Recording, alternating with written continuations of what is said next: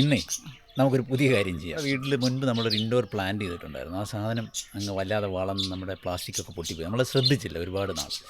അതുകൊണ്ട് നമ്മൾ അതിനെ ഒന്ന് പുതിയൊരു പോട്ടിലോട്ടൊന്ന് മാറ്റി ഒന്ന് ശരിയാക്കും. ഈ സ്നേക്ക് പ്ലാന്റ് കുറച്ച് ദിവസമായിട്ട് ഒരിടത്ത് ഇരുന്നിരുന്ന് ഇത് കണ്ടോ, ഇതൊക്കെ അങ്ങ് പൊട്ടിപ്പോയി.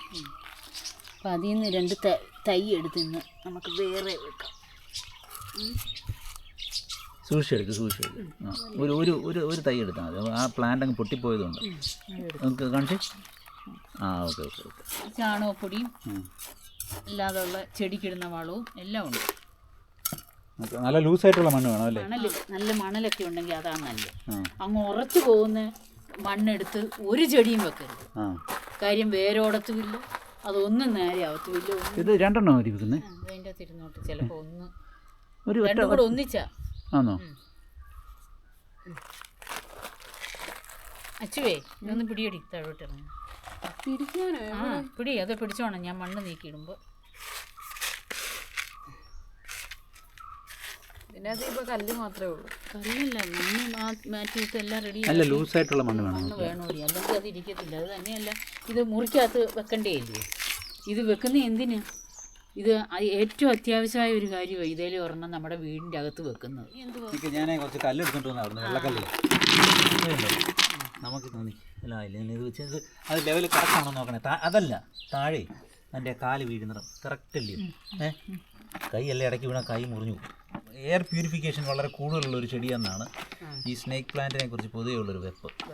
അതിനാണ് ഇതിനെ ഇൻഡോറിൽ ഇത് വെക്കുന്നത്. പക്ഷെ വേറൊരു വലിയ പ്രശ്നമുണ്ട്. ഈ സാധനത്തിന് വലിയ ലൈറ്റൊന്നും വേണ്ട. തെക്ക് കിഴക്കായിട്ട് ഈ സാധനം വീട്ടിൽ വെച്ച് കഴിഞ്ഞാൽ ഐശ്വര്യം വരുമെന്നൊക്കെ ആളുകൾ പറയുന്നത് കേൾക്കാം. എനിക്കറിയത്തില്ല എന്തുവാന്ന്. അങ്ങനെയൊക്കെ ഞാൻ കണ്ടിട്ടുണ്ട്. കിഴക്ക് വശത്ത് തെക്ക് കിഴക്കായിട്ട് വെക്കണമെന്നൊക്കെ ഒരു വെപ്പുണ്ട്. അതൊന്നും നമുക്കറിയത്തില്ല. അതൊക്കെ ആളുകൾ പറയുന്നു. അത് സത്യമോ മിഥ്യമോ എന്നുള്ളതൊക്കെ നമ്മൾ സ്വയം തീരുമാനിച്ചാൽ മതി. ഏറ്റവും ഇതിൻ്റെ വലിയ കാര്യം എന്ന് പറഞ്ഞാൽ ഈ സംഭവം എയർ പ്യൂരിഫിക്കേഷനാണ് മെയിനായിട്ട് ഈ ചെടി കൊണ്ട് ഉദ്ദേശിക്കുന്നത്. ഇവരത് ചെയ്യാറുണ്ട്. എയർ പ്യൂരിഫിക്കേഷൻ വലിയ കാര്യമായിട്ട് തന്നെ നടത്തും. അതുകൊണ്ടാണ് ഇൻഡോർ പ്ലാന്റായിട്ട് ഇത് നിൽക്കുന്നത്. പക്ഷേ ഇതിന് വലിയൊരു പ്രശ്നമുണ്ട്. ഈ സാധനം ലോ ലൈറ്റിൽ വളരും, ശരിയാ, വലിയ സംരക്ഷണം വേണ്ട, മടിയന്മാർക്കുള്ള ചെടിയായത്. എന്താ വെച്ചാൽ ഇതിനെ നോക്കണ്ട, ഇത് അവിടുത്തെ കിളിച്ചോളൂ. ഇനി ഓക്കെ, ഇത് വളർന്നു കഴിഞ്ഞാൽ ഇതിനെ വലിച്ചു നീ പറമ്പിലെങ്ങാണ് എറിഞ്ഞാൽ സന്തോഷമായി. പിന്നെ നമ്മുടെ പറമ്പിലെല്ലാം ഇപ്പോൾ ഉള്ളത് എന്തുവാ?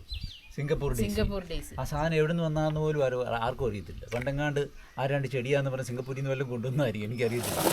അതിനെ ഞാൻ എല്ലാ ദിവസവും പറിച്ചു കളഞ്ഞാലും ഈ പറമ്പിൽ മുഴുവൻ സിംഗപ്പൂർ ഡേയ്സ് ആവും എന്ന് പറയുന്ന പോലെ തന്നെ ഉള്ളൊരു പ്രശ്നമുള്ളത്. ഇതിനെ ഒഴിച്ച് പറമ്പിലെങ്ങാണ് എറിഞ്ഞാൽ അതോടുകൂടി നമ്മുടെ പറമ്പ് ഒരു പരിവാക്കി തരുക. അതുകൊണ്ട് അതൊക്കെ ഓർത്തോണം അകത്ത് വെക്കുന്നതിന് മുമ്പ്. കാര്യമൊക്കെ ശരി തന്നെ. 5-6 കല്ലൂടെ പറക്കിക്കൊണ്ടുവരാം ഞാൻ. എന്നിട്ട് നമുക്ക് നെക്സ്റ്റ് നിർത്തിയാൽ ആഴ്ചയിലൊന്ന് ഭംഗിയായിട്ടിരുന്നോളൂ. കൊച്ചു കല്ലുകളാണെങ്കിലേ രസമുള്ളൂ. പ്ലാന്റിനെ വീട്ടിൽ പ്രതിഷ്ഠിക്കാമോ? ഒരു ആപ്റ്റായ പൊസിഷനാണ്. അപ്പോൾ നമുക്ക് അഥവാ വെയിൽ വേണ്ടി വന്നാൽ നമുക്ക് പുറത്ത് കൊണ്ടുപോയി ഒന്ന് വെയിൽ കൊള്ളിക്കുക. അതിന്